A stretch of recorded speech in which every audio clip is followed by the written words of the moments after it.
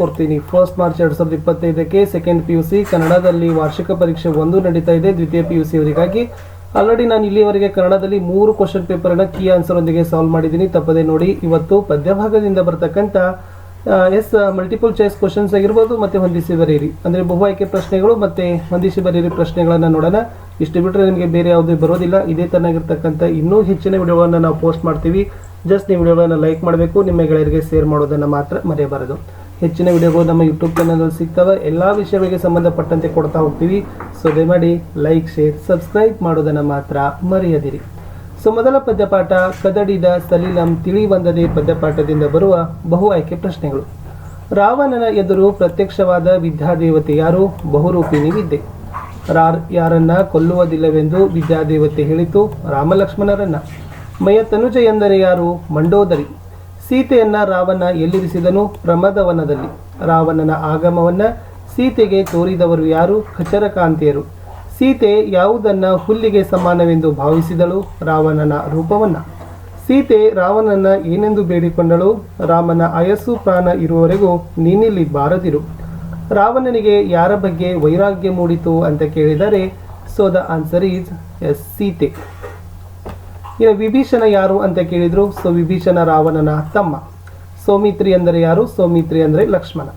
ಇನ್ನು ಈ ಪದ್ಯಪಾಠದಿಂದ ಬರ್ತಕ್ಕಂಥ ಹೊಂದಿಸಿ ಬರೆಯುವ ಉತ್ತರ ಇದ್ದಾವೆ. ನಾಗಚಂದ್ರ ಬರೆದಿದ್ದು ರಾಮಚಂದ್ರ ಚರಿತ ಪುರಾಣ. ರಾವಣ ಬಹುರೂಪಿಣಿ ವಿದ್ಯೆ. ಮಯತನುಜ ಅಂದರೆ ಮಂಡೋದರಿ. ಸೌಮಿತ್ರಿ ಅಂದರೆ ಲಕ್ಷ್ಮಣ. ಕದಡಿದ ಸಲಿಲಂ ತಿಳಿ ಬಂದದೆ ಅಂತಕ್ಕಂಥದ್ದು ಪಂಪ ರಾಮಾಯಣ ಸಂಗ್ರಹದಿಂದ ಆರಿಸಿದರ ಅಭಿನವ ಪಂಪ ಬಿರುದಿರುವುದು ನಾಗಚಂದ್ರನಿಗೆ. ಇನ್ನು ಎರಡನೇದು ವಚನಗಳಲ್ಲಿ ಹೋಗೋಣ. ಬಸವಣ್ಣನವರ ವಚನಗಳಲ್ಲಿ ಕೇಳ್ತಕ್ಕಂಥ ಪ್ರಶ್ನೆಗಳು. ತನು ಯಾವಾಗ ಕರಗಬೇಕು? ಮನಮನ ಬೆರೆತಾಗ. ಯಾರ ಕೈಯಲ್ಲಿ ದರ್ಪಣವಿದ್ದು ಫಲವಿಲ್ಲ ಅಂತ ಕೇಳಿದರೆ ಅಂಧಕನ ಕೈಯಲ್ಲಿ ಅಂತಕ್ಕಂಥದ್ದು ಉತ್ತರ. ಶಿವಪಥವನ್ನ ಅರಿಯದಿದ್ದರೆ ಏನಾಗುವುದು ಅಂತ ಕೇಳಿದ್ರು ಕೈಯಲ್ಲಿ ಲಿಂಗವಿದ್ದು ಫಲವಿಲ್ಲ. ಇನ್ನು ಬಸವಣ್ಣನವರ ವಚನಗಳ ಅಂಕಿತ ಅಂತ ಕೇಳಿದರೆ ಸೊ ತಮ್ಮೆಲ್ಲರಿಗೂ ಗೊತ್ತಿದೆ, ಕೂಡಲ ಸಂಗಮ ದೇವ.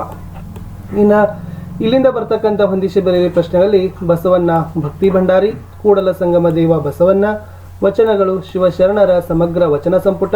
ಮರ್ಕಟ ಅಂದರೆ ಮಂಗ ಅಥವಾ ಮಾಣಿಕ್ಯ. ಹಂದೆ, ಚಂದ್ರಾಯುಧ, ಅಂಧಕ, ದರ್ಪಣ. ಇನ್ನು ಉರಿಲಿಂಗ ಪೆದ್ದಿಯ ವಚನಗಳಿಗೆ ಹೋಗೋಣ. ಉರಿಲಿಂಗ ಪೆದ್ದಿಯ ವಚನಗಳ ಅಂಕಿತ. ಉರಿಲಿಂಗ ಪೆದ್ದಿ ಪ್ರಿಯ ವಿಶ್ವೇಶ್ವರ.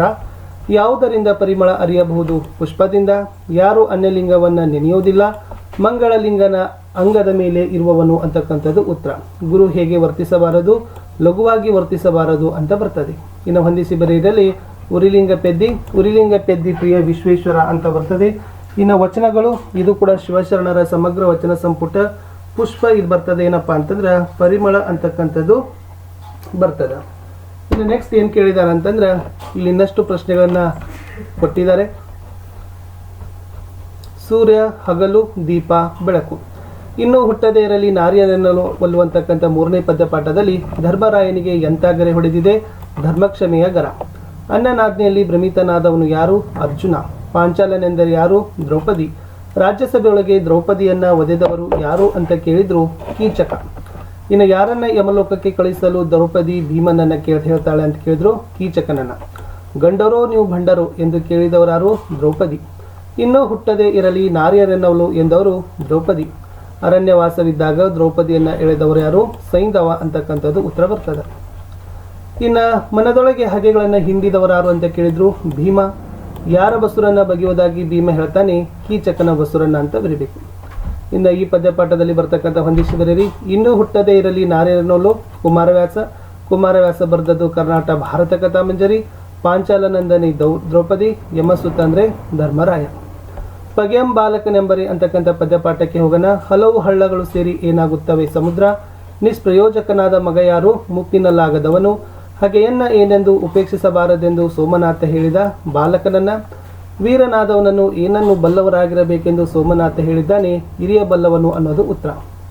ಇನ್ನು ಯಾರನ್ನ ಯೋಗಿ ಎನ್ನಬಹುದು ಅಂತ ಕೇಳಿದ್ದಾರೆ. ಸೊ ಸರಿಯಾದ ಉತ್ತರ ಬರ್ತದ ಸ್ನೇಹಿತರೆ ಅರಿಷಟ್ವರ್ಗ ಗೆಲ್ಲಬಲ್ಲವನು ಅಂತಕ್ಕಂಥದ್ದು ಇತ್ತು. ಹೊಂದಿಸಿ ಬರೆಯಿರಿ. ಪಗೆಯಂ ಬಾಲಕನೆಂಬರೆ ಪುಲಿಗೆರೆ ಸೋಮನಾಥ. ಪುಲಿಗೆರೆ ಸೋಮನಾಥನ ವಚನಗಳ ಅಂಕಿತ ಸೋಮೇಶ್ವರ ಶತಕ. ಹರಿಹರ ಶ್ರೀ ಚನ್ನ ಸೋಮೇಶ್ವರ ಬರೆದದ್ದು ಪುಲಿಗೆರೆ ಸೋಮನಾಥ. ಹಿರಿಯ ಬಲ್ಲವ ವೀರ. ಅರಿಷಡ್ವರ್ಗ ಗೆಲ್ಲಬಲ್ಲವ ಯೋಗಿ. ಚಮತ್ಕಾರ ಬಲ್ಲವ ಮಂತ್ರಿ. ಕೋಪ ಗೆಲ್ಲಬಲ್ಲವ ರಾಜ. ಇವು 4 ಇಂಪಾರ್ಟೆಂಟ್ ಇದ್ದಾವೆ. ಜಾಲಿಯ ಮರದಂತೆ ನೋಡೋಣ ಈ ಪದ್ಯಪಾಠದಿಂದ ಬರ್ತಕ್ಕಂಥ ಪ್ರಶ್ನೆಗಳು. ಜಾಲಿಯ ಮರದಂತಿರುವವರು ದುರ್ಜನರು, ಯಾರಿಗೆ ನೆರಳು ಸಿಗೋದಿಲ್ಲ ಬಿಸಿಲಲ್ಲಿ ಬಳಲಿ ಬಂದವರಿಗೆ. ಜಾಲಿಯ ರಸಸ್ವಾದ ಹೇಗಿದೆ ವಿಷದಂತೆ, ದುರ್ಗಂಧ ಬಿಡದಿರುವುದು ಯಾವುದು ಊರ ಹಂದಿ. ಯಾರ ಮಾತಿಗೆ ಕೊನೆ ಇಲ್ಲವೆಂದು ಪುರಂದರದಾಸರು ಹೇಳಿದ್ದಾರೆ, ಭಿನ್ನಾನದ ಮಾತಿಗೆ ಅನ್ನೋದು ಉತ್ತರ. ಇನ್ನ ಜಾಲಿಯ ಮುಳ್ಳು ಹೇಗೆ ಆವರಿಸಿರ್ತದೆ, ಮೂಲಾಗ್ರ ಪರ್ಯಂತ. ತತ್ವಜ್ಞಾನ ಕೇಳದವರಾರು ಘೋರಪಾಪಿ.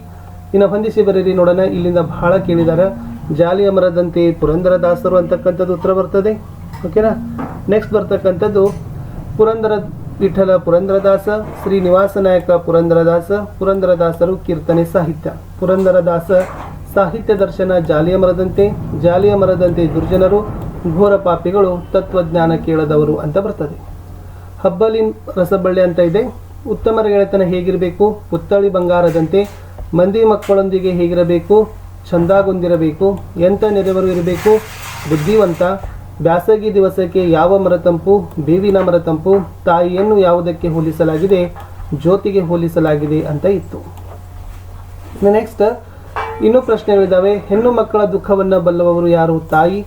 ಗರತಿಯ ಹಾಲುಂಡ ತವರಿಗೆ ಏನೆಂದು ಹರಸುತ್ತಾಳೆ, ಹೊಳೆ ದಂಡೆಯಲ್ಲಿರುವ ಗರಕೆಯ ಕುಡಿಯಂತೆ ಹಬ್ಬಲಿ ಅವರ ರಸಬಳ್ಳಿ. ಇನ್ನು ಇಲ್ಲಿಂದ ಹೊಂದಿಸಿ ಬರೆಯಿರಿ. ಹಬ್ಬಲಿ ಅವರ ರಸಬಳ್ಳಿ ಜನಪದ. ಜನಪದ ಇದು ಗರತಿಯ ಹಾಡು. ಉತ್ತಮರ ಗೆಳೆತನ ಪುತ್ತಳಿ ಬಂಗಾರ, ಮತ್ತ ಹೀನರ ಗೆಳೆತನ ಹಿತ್ತಾಳೆಗಿಂತ ಹೀನ. ಬ್ಯಾಸಗಿ ದಿವಸಕ್ಕೆ ಬೇವಿನ ಮರ ತಂಪು, ತಾಯಿ ಜ್ಯೋತಿ ಅಂತ ಇದೆ. ಬೆಳಗು ಜಾವ ಪದ್ಯ. ಜೇನ್ನೊಣದ ಹೆದೆಗೆ ಹೂಬಾನ ಹೂಡಿದವರಾರು, ಮಾರ. ಬೇಟೆಗಾರ ಯಾರು, ಬೆಳಕು. ಹುಸಿನಿದ್ದೆ ಸಾಕು ಎಂದು ಕವಿಗೆ ಯಾರು ಹೇಳುತ್ತಾರೆ, ಮಕ್ಕಳಿಗೆ. ಯಾವುದಕ್ಕೆ ಸೆಳೆವಿದೆ ಎಂದು ಕವಿ ಹೇಳುತ್ತಾರೆ, ಜೀವನದ ನದಿಗೆ. ಕವಿಯ ಪ್ರಕಾರ ಯಾವುದು ಮತ್ತೆ ಚಿಗುರುತ್ತದೆ, ಮರ ಅಂತಕ್ಕಂಥದ್ದು ಇದೆ. ನೆಕ್ಸ್ಟ್ ಯಾವುದು ಚಿಂತನದಿ ಮುಳುಗಿರಲಿ ಎಂದು ಕವಿ ಆಶಿಸುತ್ತಾರೆ, ಮುಪ್ಪು. ಇನ್ನು ಹೊಂದಿಸಿ ಬರೆಯರಲ್ಲಿ ನೋಡೋಣ. ಬೆಳಗು ಜಾವ ದ ರಾ ಬೇಂದ್ರೆ. ದ ರಾ ಬೇಂದ್ರೆ ನಾಕುತಂತಿ. ಅಂಬಿಕಾ ತನಯದತ್ತ ನಾಕುತಂತಿ. ಬೆಳಗು ಜಾವ ಮುಕ್ತಕಂಠ. ಸಾನೆಟ್ ಸುನೀತಾ. ಬೆಳಕು ಬೇಟೆಗಾರ. ಹೂಬಾನ ಮನ್ಮಥ. ಮುಪ್ಪು ಚಿಂತನ, ಸೆಳೆವ ಜೀವನದ ನದಿ, ಮರ ಚಿಗುರು, ಬಾನು ಹೊಗರು. ಇನ್ನು ಮುಂಬೈ ಜಾತಕಕ್ಕೆ ಹೋಗೋಣ. ಮಗು ಹುಟ್ಟಿದ್ದು ಎಲ್ಲಿ, ಆಸ್ಪತ್ರೆಯಲ್ಲಿ. ಮುಂಬೈಯಲ್ಲಿ ಬೆಳಗಿನಿಂದ ಸಂಜೆ ತನಕ ಕಾಣುವುದೇನು, ಲಕ್ಷ ಚಕ್ರದ ಉರುಳು. ಹೊರಲೋಕವನ್ನ ಪರಿಚಯಿಸಿ ಎಚ್ಚರಿಕೆ ಕೊಟ್ಟವಳು ಯಾರು, ತಾಯಿ. ಕುಳಿತು ಕೆಮ್ಮುವ ಪ್ರಾಣಿ ಯಾವುದು, ತಂದೆ.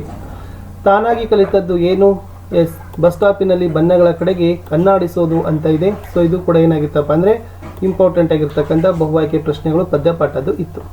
ಇನ್ನು ಲಕ್ಷಧಾರಿಗಳ ಚದುರಂಗದಾಟ ಯಾವುದು ಅಂತ ಕೇಳಿದರೆ ಜೀವನ. ಕನಸು ಬಂಡಿಯ ಕೆಳಗೆ ನಿದ್ರಿಸೋದು ಹೇಗೆ, ಹಾಸುಗಂಬಿಯ ಹಾಗೆ. ಹೊಂದಿಸಿ ಬರೀಬೇಕು. ಜಿ ಎಸ್ ಶಿವರುದ್ರಪ್ಪ ರಾಷ್ಟ್ರಕವಿ.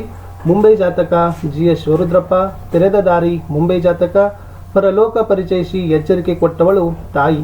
ತಂದೆ ಕುಳಿತು ಕೆಮ್ಮುವ ಪ್ರಾಣಿ. ಚದುರಂಗದಾಟ ಮುಂಬೈ ಜೀವನ. ಕನಸು ಬಂಡಿ ಹಾಸುಗಂಬಿ. ಸಿಲುವೆಗೇರಿದ್ದಾನೆ ಅಂತಕ್ಕಂಥ ಪದ್ಯಪಾಠ ನೋಡೋಣ. ಕ್ರಿಸ್ಮಸ್ ಪ್ಲಾಸ್ಟಿಕ್ ನಕಲಿನ ಕುಬ್ಜತೆಗೆ ಯಾವ ರೂಪ ಕರುಣಿಸಿದೆ, ಗಿಡದ ರೂಪ. ಕ್ರಿಸ್ಮಸ್ ಸಂದರ್ಭದಲ್ಲಿ ಹತ್ತಿ ಯಾವ ಕೆಲಸ ಮಾಡಿದೆ, ಮಂಜಿನ ಕೆಲಸ. ಸಿಲುಬೆ ಏರಿದವರು ಯಾರು, ಜೀಸಸ್. ಜೀಸಸ್ನ ಮುಖಮುದ್ರೆ ಏನನ್ನ ನುಡಿಯುವಂತಿದೆ, ನಲ್ವಾತನೆ.